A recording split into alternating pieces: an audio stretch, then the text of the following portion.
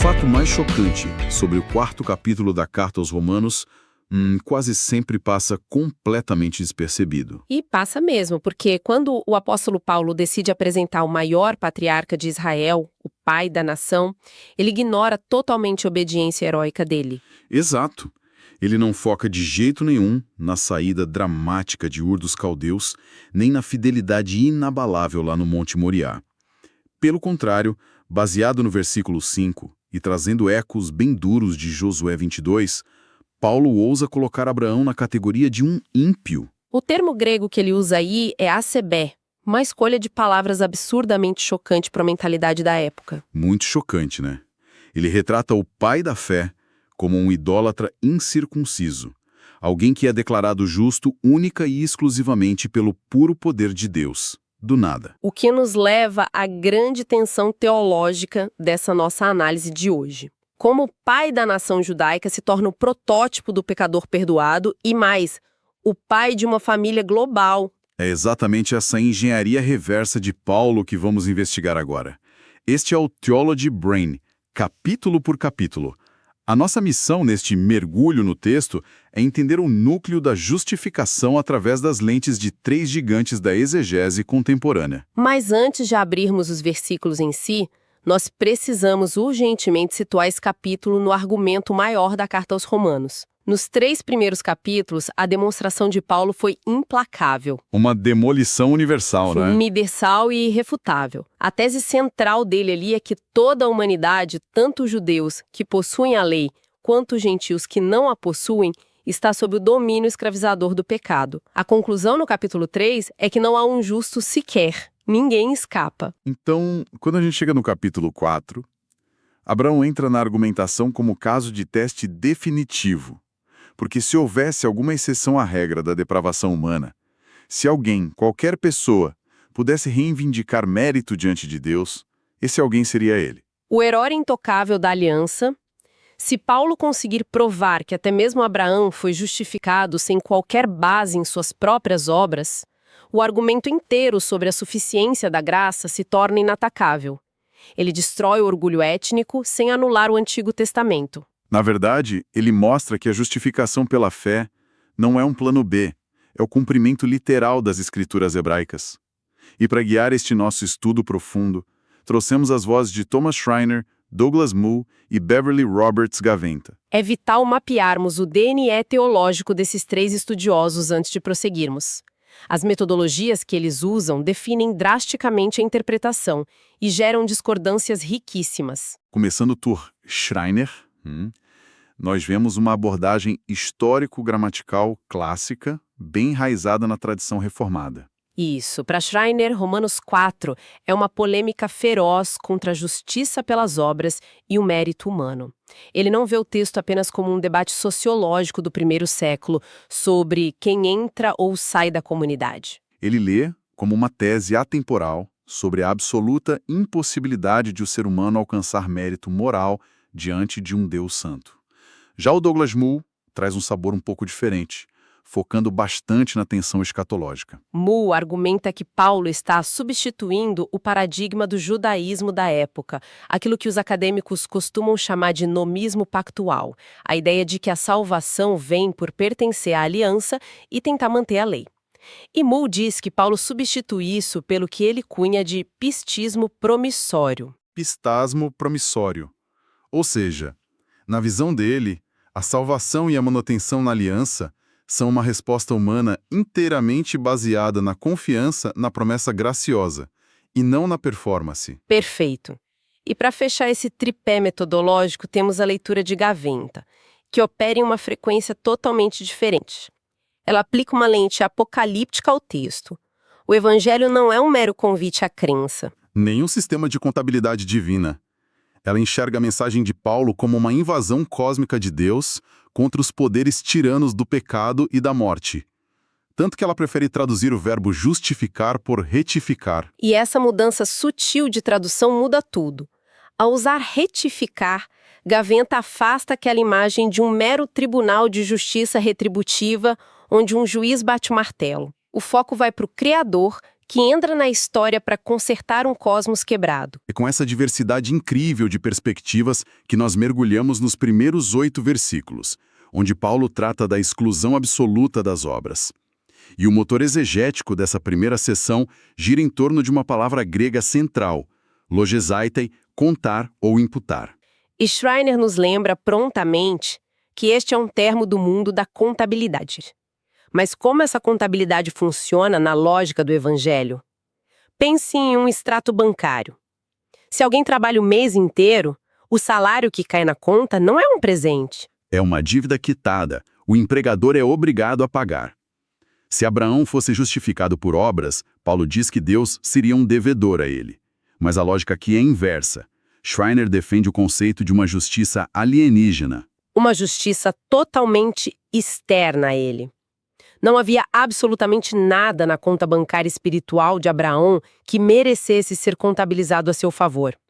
O crédito que entra nessa conta vem de fora, baseado unicamente na promessa divina. E a subversão da expectativa judaica fica ainda mais intensa quando Paulo conecta essa justificação de Gênesis 15 com o perdão de Davi, no Salmo 32.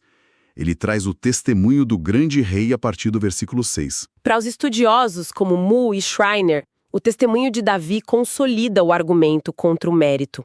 Porque Davi cometeu falhas morais terríveis. Não estamos falando de quebrar regras alimentares ou marcadores de fronteira. Estamos falando de quebra de moralidade básica. Adultério e assassinato. E o fato de Deus cobrir esses pecados, decidindo não imputá-los na ficha de Davi, reforça que o mérito humano está fora de cogitação. A justificação é esse pacote completo, a não imputação do pecado e a imputação da justiça. Mas se a performance moral está fora da equação, isso nos leva de encontro ao grande divisor de águas da identidade judaica. A partir do versículo 9, Paulo precisa lidar com a circuncisão. E como ele desarma essa tensão gigantesca? Ele faz isso apontando diretamente para a cronologia de Gênesis. Os 3 comentaristas ressaltam a genialidade desse argumento histórico de Paulo. Ele faz as contas e pergunta se a bênção cai sobre os circuncisos ou incircuncisos. A resposta está na linha do tempo. Abraão foi declarado justo em Gênesis 15. A ordem para a circuncisão só aparece em Gênesis 17. Pelo menos 14 anos de diferença. A incircuncisão de Abraão, no momento em que ele é aceito por Deus, não é um detalhe trivial. É o pilar teológico central de Paulo. Para a lei que viria séculos depois, Abraão era um gentil quando foi justificado. A circuncisão foi apenas um semeion e uns frages, um sinal e um selo de uma realidade já existente. O rito é apenas o carimbo em um documento que já estava validado. O que destrói completamente a ideia de que ritos externos são a porta de entrada para a família de Deus. Por isso o texto afirma que ele se torna pai de todos os que creem. Mas há uma expansão absurda da promessa no versículo 13. Paulo diz que a herança de Abraão era o mundo. E nós sabemos que se procurarmos a frase herdeiro do mundo em Gênesis, nós não vamos encontrar. A promessa original focava na terra de Canaã. Mas os comentaristas explicam que Paulo faz uma síntese teológica magistral. Ele entende que a bênção para todas as famílias da terra possui um escopo cósmico. Não é um pedaço de terra no Oriente Médio. É uma restauração escatológica daquilo que foi perdido lá em Adão. Abraão é a solução de Deus para o problema global de Adão. E por ter essa magnitude cósmica, a herança nunca poderia vir através da observância da lei. O que nos leva ao versículo 15, onde ele diz que a lei produzira. O que parece muito estranho à primeira vista. Como a lei de Deus pode ser negativa? Paulo usa o termo parabases, que é a transgressão intencional de um mandamento escrito. A lei não é o problema. O problema é a matéria-prima humana rebelde. A lei escrita não cura o pecado. Ela apenas o transforma em transgressão documentada. Ela funciona como uma lente de aumento que revela a sujeira, mas não tem o poder de limpá-la. Se dependesse da nossa capacidade de guardar a lei, a promessa estaria arruinada. E essa nossa incapacidade prepara o palco para os versículos 17 a 22. Exatamente, a seção que trata da natureza da fé. E aqui, a leitura apocalíptica da Gaventa nos dá uma percepção incrível. Ela aponta que Paulo simplesmente ignora todos os detalhes heróicos da história de Abraão. Nenhuma menção à coragem de enfrentar reis. Nenhuma palavra sobre a disposição de sacrificar Isaac. A narrativa de Paulo não é estruturada como uma jornada do herói, de forma alguma. Gavento argumenta que ele faz essa omissão porque a verdadeira fé, nesse contexto, não foca na própria capacidade de superação. É uma fé centrada exclusivamente no Deus que vivifica os mortos e chama à existência as coisas que não existem. A linguagem de Paulo aqui é altamente evocativa e física.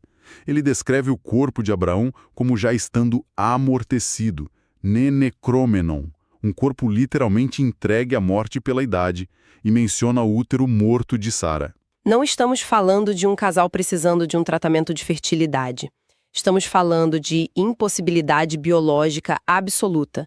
E para os 3 estudiosos que estamos acompanhando, essa concepção a partir de ventres mortos tem um propósito claro. É a grande antecipação teológica da ressurreição, certo? Com certeza, a fé de Abraão não é um otimismo psicológico. É o reconhecimento puro de que apenas o poder divino pode trazer vida onde o reinado da morte é inegável.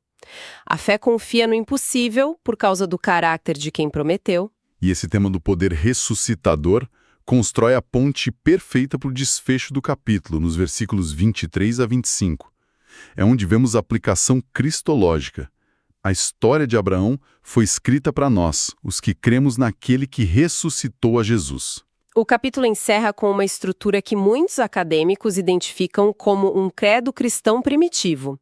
E neste ponto específico, presenciamos uma rara harmonia entre as metodologias de Schreiner, Moore e Gaventa. Todos concordam que o termo grego paradidomi foi entregue aponta diretamente para a tradução grega de Isaías 53.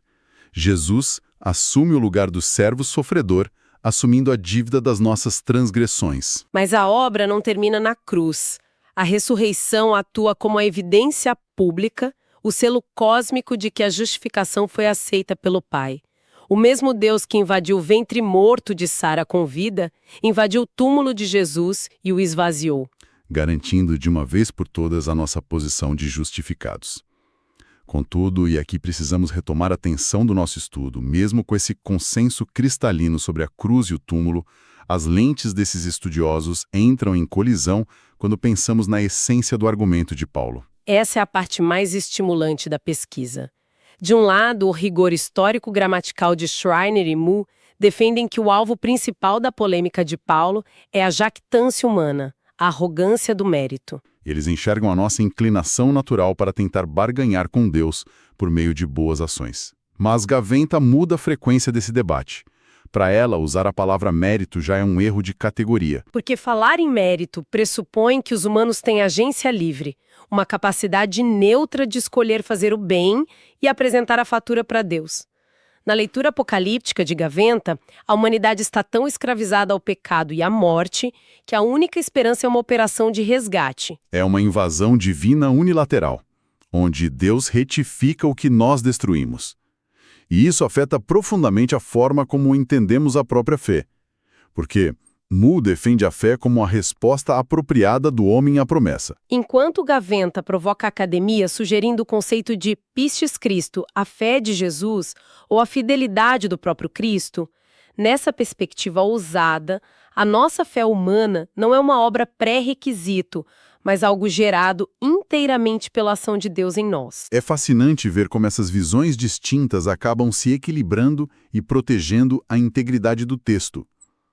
A análise de Schreiner nos impede de transformar a nossa fé em uma nova obra meritória, um novo jeito de tentar nos justificar. E o foco cósmico de Gaventa garante que toda a glória do processo de salvação permaneça na ação unilateral e ressuscitadora de Deus, não na nossa performance. Se nós pudéssemos sintetizar toda essa riqueza exegética de Romanos 4 em uma única ideia central e estrutural, nós diríamos que a justificação não é a recompensa de Deus para os moralmente aptos. É o poder ressuscitador de Deus, que retifica o ímpio e cria, a partir de ventres e túmulos mortos, uma família global. Essa frase captura o impacto subversivo do argumento inteiro. Desmantela o paradigma de praticamente todas as estruturas religiosas. A religião natural diz que pessoas boas são abençoadas e as ruins são rejeitadas. Paulo olha para Abraão e declara que Deus justifica o ímpio. E a pergunta inevitável que precisamos encarar agora é como isso molda as nossas congregações hoje. Essa é a ponte de aplicação crucial para quem estuda a palavra. Porque é muito fácil concordar academicamente que a salvação é pela graça. Mas na prática diária, a história é bem diferente. Precisamos ir além dos clichês teológicos. O que essa contabilidade espiritual, esse logistai da graça, revela sobre os bastidores da igreja moderna? Revela que, com uma frequência assustadora, nós recriamos o nosso próprio sistema de nomismo pactual. Nós abandonamos a circuncisão física, claro, mas criamos outras métricas de aceitação igualmente opressoras. Uma contabilidade secreta onde medimos o nosso valor diante de Deus baseados no desempenho moral contínuo. Exato. Se mantivemos a leitura bíblica diária, se servimos um número X de horas no ministério, se nossos pensamentos foram puros. E quando fazemos isso, nós voltamos instantaneamente à lógica do salário. Tratamos a aceitação divina como uma dívida que Deus tem conosco por causa do nosso bom comportamento. Nós tentamos, na verdade, ressuscitar as obras da lei sob um verniz evangélico. E o resultado prático dessa contabilidade é sempre a exaustão profunda ou a arrogância religiosa. Quem acha que está batendo as metas fica orgulhoso e exclui os outros. Quem percebe que está falhando miseravelmente cai no desespero. Romanos 4 destrói essas duas posturas de uma vez só. A exegese nos mostra que a paz genuína não vem de um currículo moral impecável. A paz só invade a mente quando o cristão abraça o fato escandaloso de que Deus justifica quem não tem justiça própria. A nossa aceitação diante de Deus não flutua como um mercado de ações, subindo nos dias bons e despencando nos dias de falha. O veredito final do tribunal escatológico já foi antecipado e proferido hoje. A ressurreição de Cristo não é só um milagre do passado, é o recibo incontestável de que a nossa dívida foi paga. O peso da performance é retirado dos ombros e nós somos convidados a descansar no Deus que traz vida a partir da morte. Um descanso que nos capacita a servir não para conquistar a aprovação, mas a partir da aprovação já garantida pelo túmulo vazio. E essa fundação inabalável nos deixa com um desafio urgente, uma provocação final para a mente teológica de quem nos acompanha. Diante de tudo que analisamos hoje, se a nossa fé está firmada nesse Deus que se especializa em trazer vida a partir do que está inegavelmente morto, quais áreas de morte nas nossas comunidades nós ainda insistimos em tentar consertar com o nosso esforço humano? Áreas onde planejamos e lideramos confiando muito mais em estratégias pragmáticas do que na invasão divina que justifica o ímpio. É um convite doloroso, mas necessário, para abandonarmos a nossa contabilidade. Precisamos entregar essas áreas de morte ao poder absoluto da mesma promessa que justificou Abraão. E essa mudança de paradigma, de sair do esforço para o descanso, é o que nos prepara para o próximo passo metodológico do apóstolo. No nosso encontro seguinte, avançaremos para o capítulo 5. Lá, a exegese vai demonstrar como essa paz conquistada transborda para uma vitória escatológica definitiva. Acompanharemos a transição dramática da humanidade, saindo do reinado cósmico de Adão e da morte para entrar no reinado da graça e da vida. Agradecemos a todos os estudantes sérios que nos acompanharam nesta investigação rigorosa das Escrituras. Nós nos encontramos no próximo mergulho profundo no texto, em mais um Theology Brim, capítulo por capítulo.